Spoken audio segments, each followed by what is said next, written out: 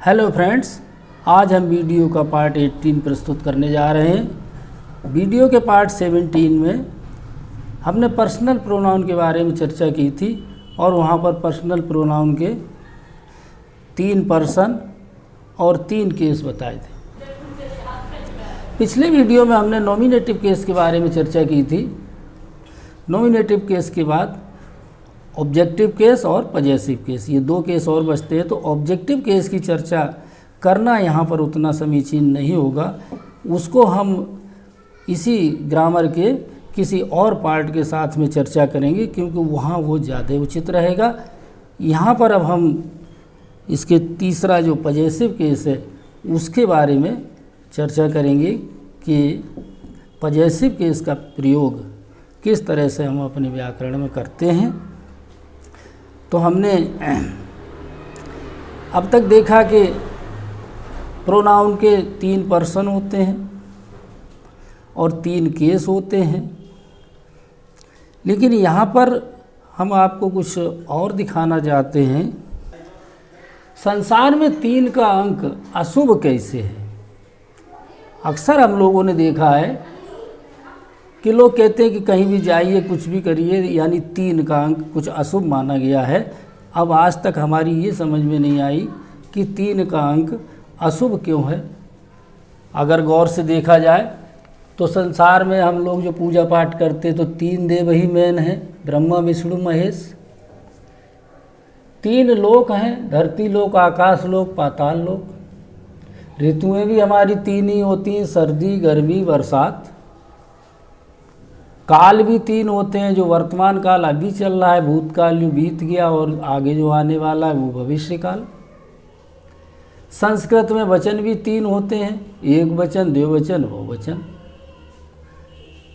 जब हम लोग कोई कसम की बात आती है तो कसम भी 3 बार में ही पूरी होती है कि 3 बार कसम खाइए। यदि तलाक की बात आती तो 3 बार में तलाक पूरी होती है। बच्चे पढ़ते हैं, उनको जब डिवीज़न मिलती है पढ़ने में तो 3 ही डिवीज़न होती है, प्रथम, द्वितीय, तृतीय, यानी फर्स्ट क्लास आया, सेकंड क्लास आया या थर्ड क्लास आया। जब कहीं अच्छा काम करते हैं तो पुरस्कार भी मुख्य रूप से 3 ही मिलते हैं, यानी इसको प्रथम पुरस्कार मिला, उसको द्वितीय मिला और उसको तृतीय मिला। उसके बाद तो फिर बहुत सारे बच्चे हो जाते हैं या बहुत सारे लोग हो जाते हैं, तो मुख्य पुरस्कार 3 ही हैं। इसी प्रकार संसार में मनुष्य भी 3 प्रकार के ही हैं। ये जरा टॉपिक जरा विस्तृत है कि वो 3 प्रकार के मनुष्य कौन कौन से हैं, वो हम आपको दिखाने जा रहे हैं। हमारे आधार से संसार में पुरुषों की 3 श्रेणियां हैं। इतना बड़ा संसार है, इतने लोग हैं, इनको सबको कुल मिला के 3 वर्गों में विभक्त किया जा सकता है। पहली श्रेणी है प्रथम श्रेणी। इस श्रेणी में वे लोग आते हैं जो कठिनाइयों के डर से काम को शुरू ही नहीं करते हैं, यानी उनको कुछ भी काम करने में डर लगता है, कोई वो अपना नया काम नहीं कर सकते और जल्दी वो नौकरी भी नहीं कर सकते, यानी कि ये इनके हिम्मत की बहुत कमी होती है। यदि उनके बच्चे हैं तो विद्यालय में उनका एडमिशन नहीं कराएंगे, उनकी हिम्मत ही नहीं पड़ती कि हम इनको आगे अपने जीवन में कुछ बनने के लिए पढ़ाएं लिखाएं। दूसरी श्रेणी लोगों की उनकी है कि इस श्रेणी में वे लोग आते हैं जो बड़े उत्साह के साथ काम को शुरू तो कर देते हैं, पर कठिनाइयों के डर से बीच में ही काम को करना बंद कर देते हैं। इस श्रेणी की लोगों की संख्या संसार में सबसे अधिक है। पहली श्रेणी की संख्या कम है, क्योंकि हर व्यक्ति कोई न कोई कार्य जरूर करता है। हर व्यक्ति अपने बच्चों को पढ़ाता भी है, चाहे थोड़े दिन पढ़ाए, कुछ भी करे, लेकिन ऐसा नहीं है कि वो हिम्मत इतनी तो जुटा लेता है। लेकिन ये जो दूसरी श्रेणी के ये विशेष लोग होते हैं, इन्हीं में से निकल के आते हैं वो जो अधूरे ज्ञान वाले होते हैं। इन्हीं के ऊपर मुहावरा बना है कि अधजल गगरी छलकत जाए, और अधूरा ज्ञान बहुत खतरनाक होता है। तो ये भी कौन से लोग हैं? ये किसी काम को तुरंत करते, बहुत शीघ्रता से, बड़े उत्साह के साथ शुरू कर देते हैं। और थोड़ा बहुत काम करने के बाद हिम्मत हार जाते हैं। कहीं नौकरी करते हैं, 2 महीना किया छोड़ दिया दूसरी के लिए, दूसरी जगह गए बड़े उत्साह से, वहाँ पकड़ लिया, 2-4 महीने किया छोड़ दिया। और आपने समाज में देखा होगा, हर दूसरे तीसरे महीने अगर शहर में रहते हैं तो मकान बदलते रहते हैं।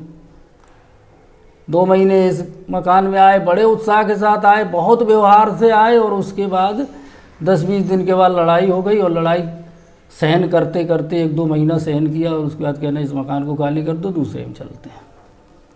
यही हाल इनका विद्यालयों में होता है। बड़े उत्साह के साथ एडमिशन करा देते हैं, और मुश्किल से 1 महीने की फीस जमा करने के बाद हिम्मत हारने लगते हैं, और बकाया करके और आखिरी में भाग जाते हैं दूसरे स्कूल में। यानी जितने क्लास बच्चे पढ़ते हैं उससे ज़्यादा स्कूल इनके बच्चे देख लेते हैं। तो इस टाइप के लोगों की संख्या समाज में कम होनी चाहिए। किनकी संख्या ज़्यादा होनी चाहिए? जो तीसरी श्रेणी हमने दर्शाई है, इस श्रेणी में वे लोग आते हैं जो बड़े उत्साह के साथ काम को शुरू भी करते हैं और कार्य पूरा भी करते हैं, और यही लोग जीवन में सफलता भी प्राप्त करते हैं। इनको कहीं भी लगा दिया जाए, अगर ये नौकरी करेंगे तो बड़े विश्वास के साथ 10-20 साल गुजार देते हैं एक ही जगह। यदि ये पढ़ाई करते हैं तो बहुत मन से करते हैं, ये हर साल मन से पढ़ते हैं और पूरी पढ़ाई करके कहीं न कहीं कामयाब भी होते हैं। हमारा जो वीडियो बनाने का उद्देश्य है वो इन्हीं लोगों का है। हम इन्हीं लोगों के लिए वीडियो भी बनाते हैं। ना तो हम पहले लोगों के लिए वीडियो बनाते हैं, ना हम दूसरी श्रेणी के लिए वीडियो बनाते हैं। वो लोग जो कर्मठ लोग हैं, जो किसी कार्य को बहुत मेहनत के साथ करते हैं, हम केवल उन्हीं के मार्गदर्शन के लिए अपनी मेहनत को करते हैं कि वो लोग अगर देख लेंगे तो उनको और अधिक लाभ मिल जाएगा। अब आज की वीडियो में हमने कहा है कि हम आपको पजेसिव केस के बारे में बताएंगे, और हम ये क्या बताने लगे, तो ऐसी बात नहीं है। हम विषय को वहीं पर ले चलते हैं। इस संपूर्ण संसार की संपूर्ण चीज़ों को केवल 2 भागों में बांटा जा सकता है। इतना बड़ा संसार है, यदि वस्तुओं के आधार से देखा जाए, चीज़ों के आधार से देखा जाए तो 2 ही जगह बट जाएंगी। संसार में जो भी कुछ है, या तो वो हमारा अपना है, और हमारा अपना नहीं है तो फिर वो पराया है, किसी दूसरे का नहीं है, दूसरे का है। और मनुष्य की इच्छा हमेशा यही रहती है कि अपना है वो तो है, जो पराया है उसी की तरफ नज़र दौड़ाता कि ये भी हमारा हो जाए। खैर, क्या पराया है और क्या अपना हो जाए, इससे हमें कुछ लेना देना नहीं है। हमको लेना है अपने से, जो हमारे पास है वही पर्याप्त है। और इस सर्वनाम के टॉपिक में अपना शब्द भी आता है। आज हम उसी के लिए हमने इस वीडियो को बनाया है कि अपना क्या है इस हमारी अंग्रेजी में, और अपना की अंग्रेजी क्या होती है। ये पजेसिव केस की बात है। पजेसिव केस यानी संबंध दर्शाया जाता है किसी वस्तु का किसी व्यक्ति से, या किसी व्यक्ति का व्यक्ति से, यानी कि किसी के संबंध को दर्शाने के लिए किन शब्दों का प्रयोग होता है, वो अंग्रेजी में इस तीसरे केस यानी कि पजेसिव केस के अंतर्गत आता है। और हमारी चर्चा के आधार से पर्सनल प्रोनाउन के 3 पर्सन होते हैं, और तीनों पर्सन के अपने अपने पजेसिव केस के आधार से अपने अपने शब्द निश्चित हैं। आई यानी मैं के साथ माई और माइन यानी मेरा शब्द, ये यानी संबंध हो गया कि ये चीज़ मेरी है। बहुवचन में वी के साथ अवर और अवर्स का प्रयोग, सेकंड पर्सन यू के साथ योर और योर्स का प्रयोग होता है, थर्ड पर्सन ही के साथ हिज, सी के साथ हर हर्स, इट के साथ इट्स और दे के साथ देयर देयर्स का प्रयोग हम करते हैं। और इनके अर्थ जो लिखवाए जाते हैं, माई माने मेरा, अवर माने हमारा, योर और योर्स माने तुम्हारा, हिज माने उसका या उसके उसकी, इस तरह से हर माने स्त्रीलिंग में, उसकी के लिए आएगा, इट्स माने इसका हो जाएगा, और देयर माने उनका या उनकी, उनके, इस तरह से होता है। अब यहाँ पर जो मीनिंग लिखवाए जाते हैं, जो याद करवाए जाते हैं, तो यहाँ अपना तो कभी आया ही नहीं। माई का अर्थ मेरा हो गया, अवर का हमारा हो गया, योर का तुम्हारा हो गया, इज का उसका हो गया, लेकिन अपना शब्द कहीं पे नहीं आया। और अपना शब्द हमारी हिंदी में जब अनुवाद बच्चे करते हैं तो ज़रूर आता है। वो किस प्रकार से आता है और फिर क्या अंग्रेजी लगाते हैं, बच्चे कितने भ्रमित होते हैं, ये चीज़ हम आपको आगे दिखाने जा रहे हैं। ये देखिए, यह मेरी किताब है, यानी दिस इज़ माई बुक। जो हमको माई का अर्थ मेरा, मेरी बताया गया था, बिल्कुल सही सही लग रहा है। और यह किताब मेरी है, इस मेरी शब्द को उठा के किताब के बाद लगा दिया गया, तो यहाँ पर माइन का प्रयोग हो गया। तो यहाँ से ये क्लियर होता है कि हम माई कहाँ पे लगाते हैं और माइन कहाँ पे लगाते हैं। अब समस्या तो यहाँ पर आती है, मैं अपना काम पूरा कर चुका हूँ। यहाँ पर अपना शब्द इस्तेमाल हो गया और किसके साथ आया, मैं के साथ। तो I have completed my work, जब मैं के साथ अपना शब्द आया है तो जो माई माने मेरा, मेरी बताया गया था, वही माई यहाँ पर अपना के लिए प्रयोग होगी। अब वी का देख लीजिए, अब वी का प्रयोग देख लीजिए। यह हमारा कमरा है, दिस इज अवर रूम, तो बी का पॉजेसिव केस अवर, सीधा सीधा है, अवर माने हमारा। और ये कमरा हमारा है, जिस तरह से ये किताब मेरी है उसी तरह से ये कमरा हमारा है, तब यहाँ पर अवर्स का प्रयोग हो गया। शब्द हमारा ही रहा, कोई कन्फ्यूजन नहीं है। लेकिन कन्फ्यूजन यहाँ क्रिएट होता है कि हम अपना काम पूरा कर चुके हैं। तो इस टाइप का जब वाक्य आ जाएगा जिसमें कि अपना शब्द प्रयोग हो जाएगा, तो हम देखेंगे कि अपना किसके लिए आया। अपना आया है हम के साथ में, और हम की अंग्रेजी वी, और वी का पॉजेसिव केस जब हम देखेंगे तो वहाँ पर अवर आ जाएगा। इसी प्रकार से सेकंड पर्सन में, यह तुम्हारी किताब है या यह तुम सबकी किताब है। ये दो वाक्य सेम, एक वचन का है, दूसरा बहुवचन का है, और इंग्लिश में दोनों की इंग्लिश एक ही बनेगी, दिस इज़ योर बुक, क्योंकि यू एक वचन और दो वचन दोनों में काम करता है। जब अकेला तुम होगा तो भी यू, और तुम सब होगे तो भी यू।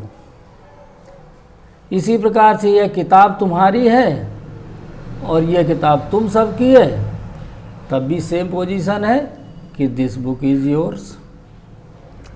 अब समस्या फिर वही अपना वाली कि तुम अपना काम पूरा कर चुके हो या तुम सब अपना काम पूरा कर चुके हो। देखिए, दो कन्फ्यूजन यहाँ पर क्रिएट हो रहे हैं।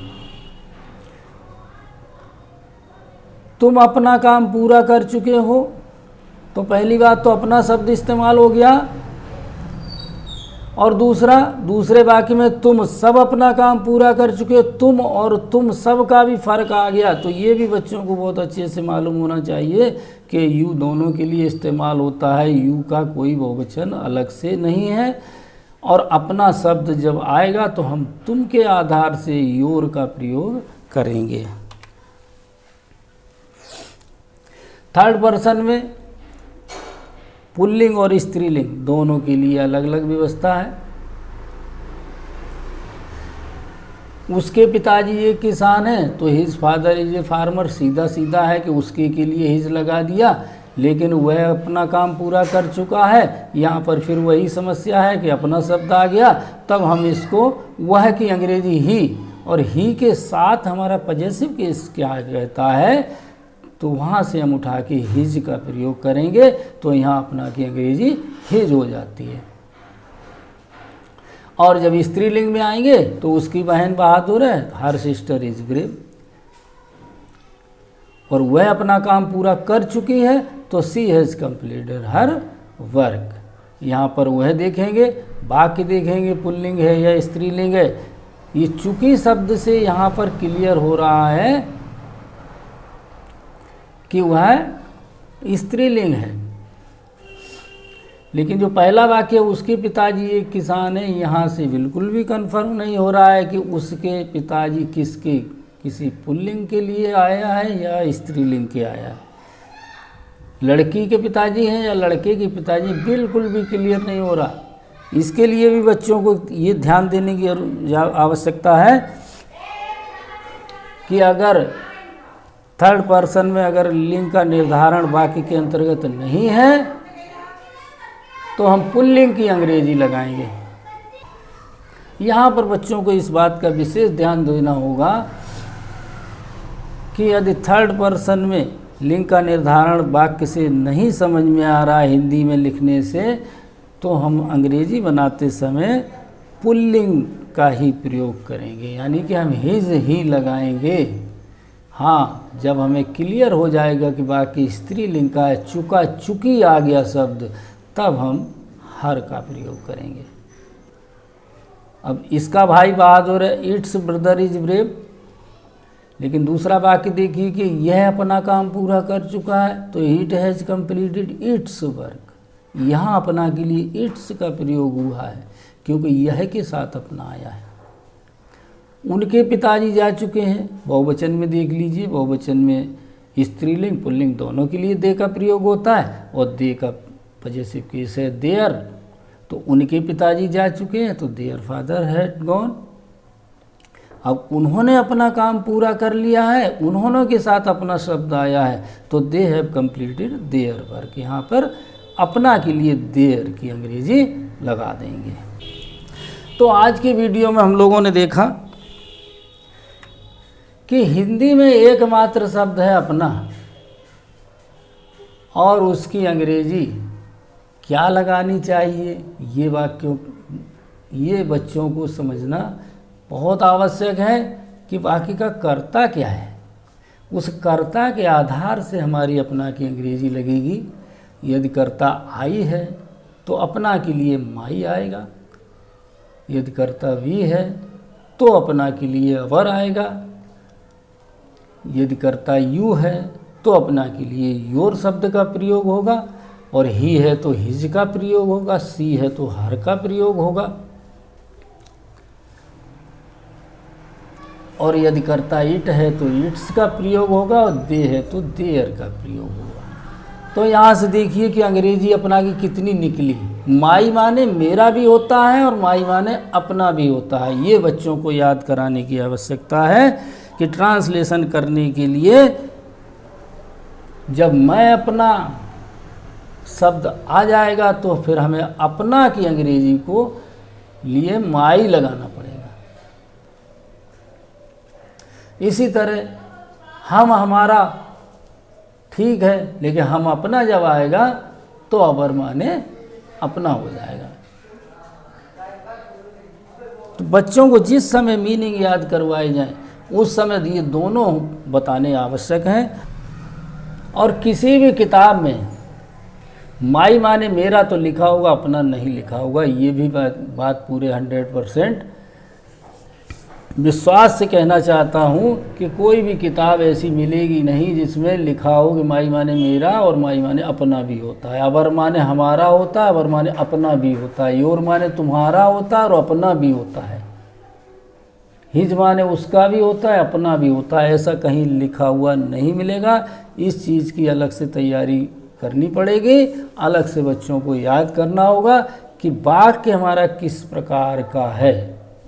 जिस प्रकार का वाक्य है उसी प्रकार से हमको इसको लगाना पड़ेगा, और इसीलिए इस पर्सनल प्रोनाउन के चार्ट का अध्ययन बच्चों के लिए बहुत आवश्यक है।